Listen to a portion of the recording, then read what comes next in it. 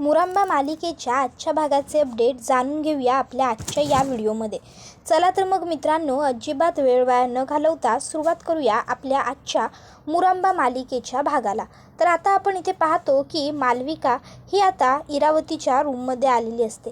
आता इरावती मालविकाला म्हणते, वाह वाह मालविका, वाह काय ॲक्टिंग केलीस, अमेझिंग, माइंड ब्लोईंग. म्हणजे ओळखताच आलं नाही की तू इतकं खोटं बोलू शकतेस. वा वा वा. आता त्या आपण पार्वतीला तर स्वतःच्या खिशात करून घेतलेलं आहे. फक्त अक्षयसमोर आता आपल्याला तू किती त्याच्यावरती चांगलं प्रेम करते, चांगलं वागतेस हे दाखवण्यासाठी न्यूट्रल ॲक्टिंगच करावी लागेल. त्यावर मालविका म्हणते, नाही, मी जे वागले ते खोटं नव्हतं, ते खरं होतं. त्याबरोबर आता हे ऐकून इरावती म्हणते, काय बोलतेस तू हे मालविका, म्हणजे हे सगळं.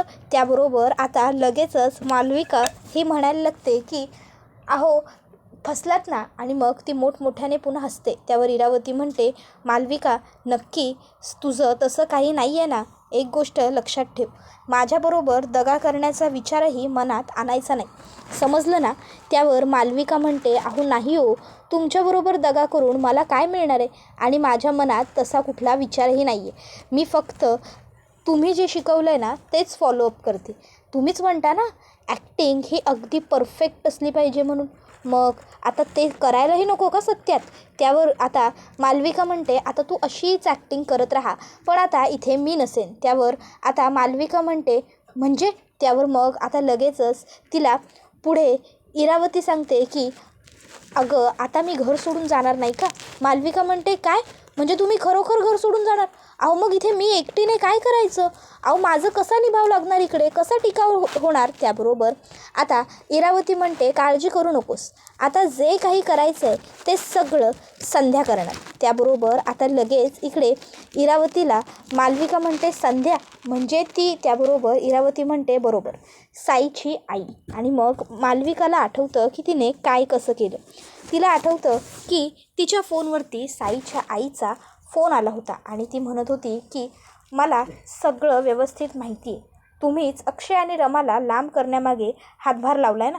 त्यावर इरावती तिला विचारते, अरे वा, तुम्ही माझा आवाज अगदी व्यवस्थित पहिल्या ह्याच्यात ओळखला वाटतं.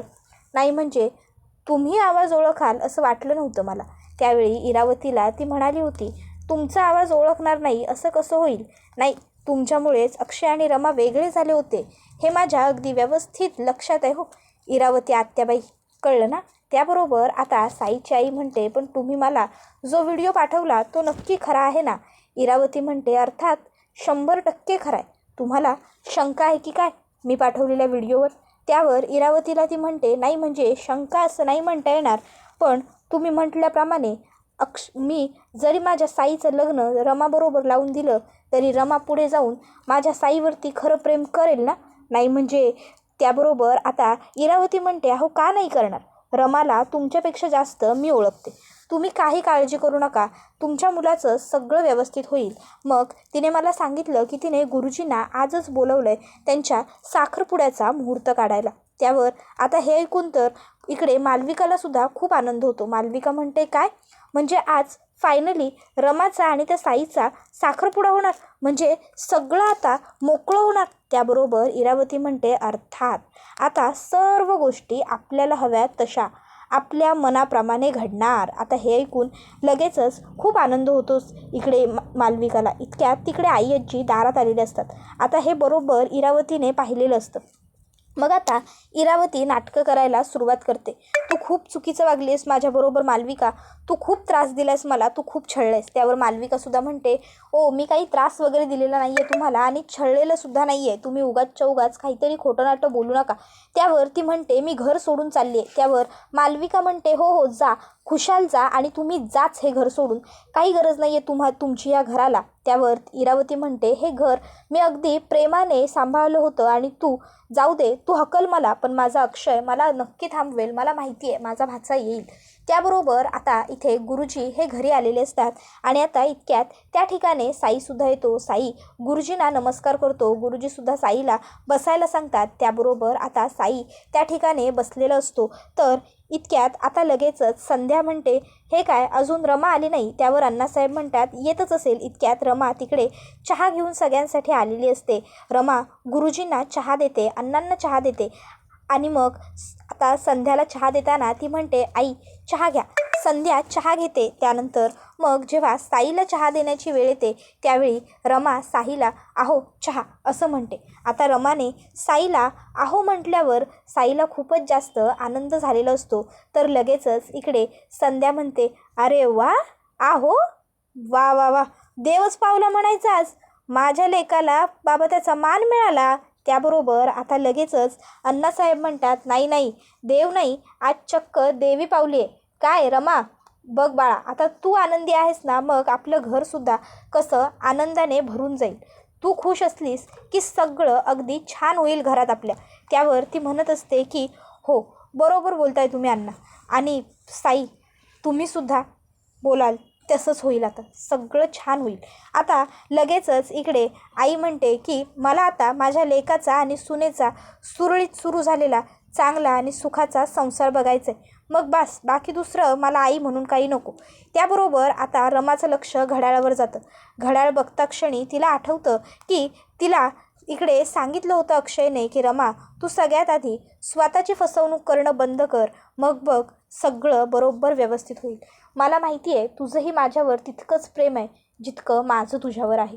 फक्त इतकाच फरक आहे की तू कबूल करत नाही आहेस, पण प्रेम तर तुझंही आहेच हे मला व्यवस्थित माहिती आहे. आणि मी तुला वेळ देतो. तू उद्या सकाळी 11 वाजता आपल्या शाळेच्या त्याच ठिकाणी मला भेट, जिथे आपण पूर्वी भेटलो. तिथेच तू मला सगळं तुझ्या मनातलं खरं सांग. आता रमा इकडे विचार करते, अक्षय माझी तिकडे वाट बघत असतील आणि मी मात्र इथे अडकून पडले. पण I am sorry Akshay and good bye. आता पुन्हा आपण भेटणं शक्य नाही आहे असा विचार ती करते. अण्णासाहेब रमाला विचारतात, रमा काय गं बाळा, काय झालं? रमा म्हणते, नाही अण्णा, काही नाही. आणि मग आता ती पुन्हा खोटं खोटं हसू अण्णांना दाखवते आणि काही नाही असं म्हणत विषय बदलवते. त्याबरोबर इकडे अक्षय हा रमाची वाट बघत थांबलेला असतो. अक्षयला वाटत असतं की रमा अजून कशी आली नाही, अजून कशी आली नाही. येताना अक्षयने रमाचं ते मंगळसूत्रसुद्धा आणलेलं असतं जे रमा घालायची, अक्षय रमाच्या नावाचं. अक्षय हा विचार करत असतो की रमाला तो हे मंगळसूत्र देणार, घालणार. अक्षय या सर्व विचारांमध्येच गुंतलेला असतो. तो खूप खुश असतो. त्याला असं वाटत असतं की एकदाची कधी रमा येईल. अक्षय इकडनं तिकडे तिकडनं इकडे फेऱ्या मारत असतो आता रमाला बघायला, पण रमा काही तिकडे येत नसते. रमा काही त्याला दिसत नसते. अक्षय विचार करतो की थोडा वेळ होत असेल तरी काय हरकत आहे, पण रमा शेवटी येईलच. अक्षय हा आता विचार करतो, येतच असेल ती रस्त्यातच असेल. आणि अक्षय पुन्हा फेऱ्या मारायला लागतो. गाड्या येत असतात, जात असतात, पण त्यामध्ये रमाची गाडी काही येत नसते. आता इकडे आई गुरुजींना म्हणत असते, गुरुजी तुम्ही ना लवकरात लवकरचा मुहूर्त असेल तो काढा, साखरपुड्यासाठी आणि लग्नासाठी सुद्धा. रमा म्हणते, मी आलेच. त्याबरोबर आई म्हणते, अगं तू कुठे चालली? तुलासुद्धा मुहूर्त बघायला हवा ना, तुझीसुद्धा आवड महत्त्वाची आहे. त्यावर रमा म्हणते, तुम्ही जो मुहूर्त ठरवाल तो चांगलाच असेल. तुम्ही ठरवा, तुम्हाला जो मुहूर्त हवा तो, मला कुठलाही मुहूर्त चालेल. मी आले. आणि ती तिकडनं जात असते. आता रमा घड्याळाकडे बघत असते. 11:10 झालेले असतात. अक्षय रमाची वाट बघत अजूनही तिथेच उभा असतो. इतक्यात अचानक भरधाव वेगात एक गाडी येते आणि ती आता अक्षयला उडवते आणि थेट तिकडनं निघून जाते. अक्षयच्या पायाला खूप लागतं. अक्षयच्या डोक्याला सुद्धा थोडंफार लागलेलं असतं.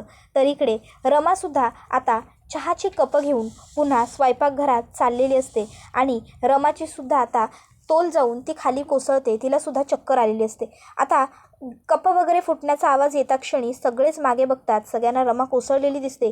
लगेच सगळे उठतात आणि धावत रमाकडे येतात. तर इकडे अक्षयसुद्धा खाली कोसळलेला असतो. अक्षयसुद्धा तडफडत असतो. अक्षयलासुद्धा कोणी लोक बघत नसतात. रमाकडे सगळेजण धावत आलेले असतात. रमाला आता उचललं जातं, बेडवर नेलं जातं. तर अक्षयलासुद्धा आता घरी आणलेलं असतं. अक्षयला आता लगेचच पंकज काका हा म्हणत असतो, आजची लोकं ना कशा गाड्या चालवतात ते काही कळतच नाही जावे बापू. तुम्हाला फार लागलं नाही ते एक आपलं नशीब. त्यावर अक्षय म्हणतो, हो ते बरोबर बोललात तुम्ही काका. अहो म्हणजे मला काही कळलंच नाही की तो माणूस नेमका कसा आला, कुठून आला. म्हणजे तो फोनवर बोलत होता बहुधा चालवताना गाडी, आणि त्याच्यामध्येच त्याने हे सगळं केलं. मी रमाला भेटायला गेलो होतो. त्याबरोबर मालविका म्हणते, म्हणजे तुमची भेट झालीच नाही का?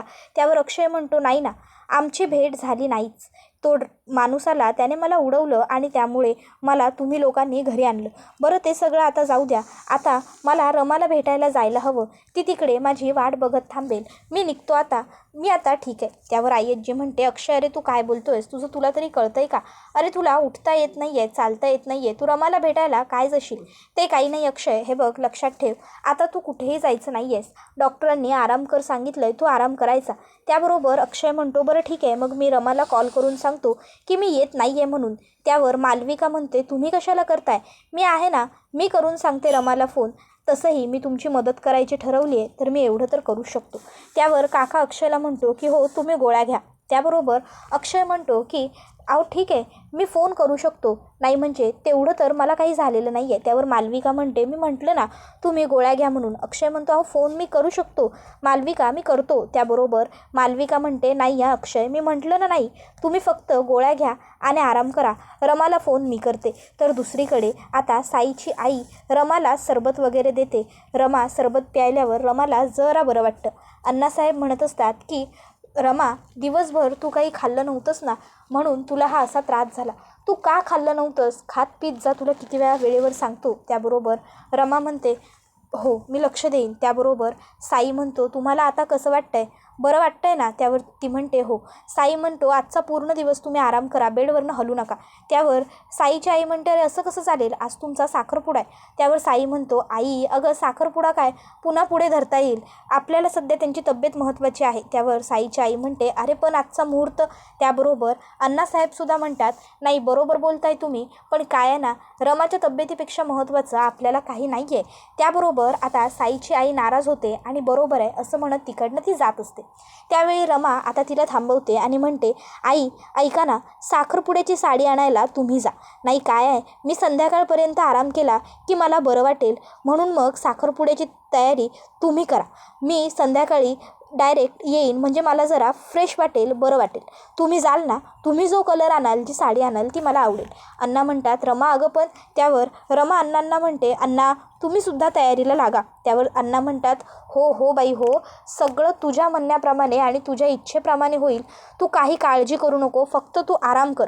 त्यावर रमा म्हणत असते की मी व्यवस्थित आहे अण्णा, काळजी कर म्हणत तुम्हीच उगाच माझी काळजी करत बसू नका. आणि साई तुम्हीसुद्धा, तुम्ही आईना घेऊन जा आणि तुम्हीसुद्धा छान रेडी व्हा. त्याबरोबर आता लगेचच रमा ही आता संध्याला म्हणते, आई तुम्ही जाल ना यांच्याबरोबर. त्यावर लगेचच आता साईची आई ही रमाकडे हसून बघते आणि ती आता लगेच साईला म्हणते, साई चल रे बाळा. आणि मग साईची आई आणि साई हे दोघंही जणं आता तिकडनं गेलेले असतात. आता ते दोघं जणं तिकडनं गेल्यावर अण्णासाहेब रमाला म्हणतात, रमा नक्की बाळा तुला बरं वाटतंय ना? त्यावर रमा म्हणते, हो हो अण्णा, अहो एकदम ठणठणीत आहे मी, मला काही होत नाही आहे, तुम्ही फक्त काळजी करू नका, मी ठीक आहे. त्याबरोबर आता लगेचच ती म्हणते, थोडंसं वीक वाटतंय, पण मी आराम केला की मला बरं वाटेल, तुम्ही काळजी नाही केलीत ना तर. त्याबरोबर लगेचच आता साईच्या आईला आनंद होतो की रमासुद्धा हळूहळू का होईना पण साईमध्ये गुंतत चाललेली आहे. तर इकडे आई आजी अक्षयला सांगतात की अक्षय हे बघ, तू आराम कर, तू कुठेही जाऊ नकोस, तुला कुठे गेलास आणि काही झालं तर पुन्हा किती महागात पडेल आपल्याला, तुला आरामाची गरज आहे. इतक्यात मालविकाने जो फोन केलेला असतो तो आलेला असतो. अण्णासाहेब आता तो फोन रमाला दाखवतात. रमा म्हणते, उचला तुम्ही अण्णा फोन आणि सांगा त्यांना की आज माझा आणि साईंचा साखरपुडा आहे, बस बाकी मला काही बोलायचं नाही आहे. मग अण्णा तिकडनं थेट मोबाईल घेऊन बाहेर निघून जातात. तर इकडे आता फोन बंद यायला लागतो. मालविका म्हणते, फोन एंगेज येतोय. त्याबरोबर अक्षय म्हणतो, काय फोन एंगेज येतोय? रमाचा फोन का आता एंगेज होतोय? आता अक्षयला काळजी वाटते रमाची. अक्षय म्हणतो, मी एक काम करतो, मी स्वतःच जातो आणि तिकडे बघतो, म्हणजे मला काय घडलंय हे कळेल, मी निघतो. त्याबरोबर आता लगेचच इकडे अक्षय हा उठायचा प्रयत्न करू लागतो. तर आता लगेचच पंकज काका हा अक्षयला म्हणतो की नाही नाही नको जावे बापू, अहो या अशा परिस्थितीत तुम्ही घराबाहेर पडणं चांगलं ठरणार नाही. त्यापेक्षा आपण असं करूया, मी जातो आणि ही जातो, आम्ही दोघंजणं जाऊन रमाचं काय सुरू आहे, रमा कशी आहे ते सगळं बघतो. तुम्ही येऊ नका, तुम्ही इथं घरीच आराम करा, काळजी घ्या स्वतःची. आम्ही दोघंजणं जातो आणि नक्की काय घडलंय तिकडे ते बघतो. चल गं. त्याबरोबर मग मंगलमावशी आणि मामा हे लगेचच दोघंजणं तिकडनं निघालेले असतात रमाच्या घरी जाण्यासाठी. तर इकडे आई आजी अक्षयला सांगते की तू आराम कर. तर दुसरीकडे साई हा मात्र साखरपुड्याच्या तयारीला लागलेला असतो. तो आता सांगत असतो, हे बघ, हे इथे लावायचं, हां हे तिथे लाव तू, हां अरे बाबा टाईमपास नको करू, बघ बाकी डेकोरेशनचं सामान आलं, तू डेकोरेशनचं सामान घेऊन ये जा, अरे तोपर्यंत तू ती टोपली तिथे नेऊन ठेव. त्याबरोबर आता अण्णासाहेब तिकडे येतात आणि अण्णासाहेब साईला म्हणतात, हो नवरदेव काय चाललंय काय, अहो आज तुमचाच साखरपुडा आहे, मग तुमची कसली लगबग, बाकीची लोक बघतील की तयारीकडे काय करायचं काय नाही करायचं ते. त्यावर लगेचच साई म्हणतो, अण्णा तुम्ही पण ना. त्यावर अण्णासाहेब म्हणतात, आणि तुम्ही तयारीला कधी लागणार. त्यावर साई म्हणतो, अण्णा संध्याकाळी आहे साखरपुडा, तुम्ही आत्तापासून तयारी करून बसायला लावू नका काय मला. त्याबरोबर अण्णासाहेब म्हणतात, ओ नवरदेव, साखरपुडा जरी संध्याकाळी असला ना तरीसुद्धा तुम्हाला रमाबरोबर मंदिरात जायचं आहे दर्शनासाठी, ते विसरलात का. दर्शनाला जाताना तुम्हाला आणि रमाला एकत्र जायचं आहे, त्यामुळे तुम्हाला सध्या आवरावं लागेल, कळलं. त्यावर साई म्हणतो, अरे हो अण्णा, खरंच विसरलो होतो, जर हे विसरलो असतो ना तर आईने मला मारलंच असतं पकडून. बरं मी काय म्हणतो, मी एक काम करतो, मी ना रमाला घेऊन आपल्याच शाळेतल्या दत्त मंदिरात जातो, नाही म्हणजे जवळ आहे, रमालासुद्धा बरं पडेल. त्यावर अण्णा म्हणतात, ठीक आहे, जसं तुला योग्य वाटेल तसं कर, पण एक गोष्ट मग कर, तू मंदिरात जाण्याआधीच मंदिरात जायच्या आधी शाळा लवकर सोडायला सांग, तिकडे कोणाला कळता कामा नये. त्याबरोबर लगेचच तो म्हणतो, म्हणजे अक्षयला. त्यावर अण्णा म्हणतात, हो बरोबर, माझी अजिबात इच्छा नाही आहे की त्या अक्षयला तुमचा साखरपुडा हे कळावं आणि त्याने येऊन इथे तमाशे करावे. इतक्यात त्या ठिकाणी रमाचे मावशी काका येतात. आता मावशी काकांना बघून साई खुश होतो. साई जाऊन त्यांना नमस्कार करतो. अण्णासाहेब विचारतात, कोण आहेत कोण साई ही माणसं. मग साई आता त्यांना ओळख सांगू लागतो. तो त्यांना सांगतो की हे रमाचे मावशी आणि काका आहेत, माझे आधारस्तंभ आहेत. नमस्कार मावशी काका, बरं झालं तुम्ही आलात, म्हणजे मी बोलावलं आणि तुम्ही आलात हे बघून खरंच खूप बरं वाटलं. त्यावर मग आता लगेचच इकडे काका म्हणतो, अहो नाही नाही, आमचं कर्तव्य होतंच ना. त्याबरोबर आता पंकज काकाला आणि मावशीला लगेचच अण्णासाहेब म्हणतात, बरं झालं तुम्ही आलात, अगदी वेळेवर आलात. त्याबरोबर आता असं म्हटल्यावर मग लगेचच आता काका विचारतो, वेळेवर आलो म्हणजे कसे काय वेळेवर आलो, काही म्हणजे चांगलं काम घडणार आहे का. त्याबरोबर आता अण्णासाहेब लगेचच साईकडे बघतात. तर साई आता हसतो आणि लाजतो, बुजऱ्या नजरेने आता तो त्या दोघांकडे बघू लागतो. त्याबरोबर मग आता मावशी काका म्हणतात, काय घडलंय काय, नाही म्हणजे काय झालंय काय, आम्हाला पण कळू द्या की. त्याबरोबर मग आता ते सांगतात की आज साखरपुडा आहे साईचा आणि रमाचा. हे ऐकून मावशीला आणि काकाला खूप मोठा आश्चर्याचा धक्का बसतो. तर इकडे आरोही अक्षयला कॉल करते आणि म्हणते, बाबा आज आईचा साखरपुडा आहे, तू मला म्हणाला होतास ना, प्रॉमिस केलं होतंस की तू माझ्या आईला परत आणशील म्हणून, मग बाबा हे सगळं काय आहे. त्यावर अक्षय म्हणतो, हो हो बाळा, मी तुला प्रॉमिस केलं होतं आणि मी माझं प्रॉमिस पूर्णसुद्धा करणार, तू काही काळजी करू नको, मी तुझ्या आईला नक्की परत आणणार.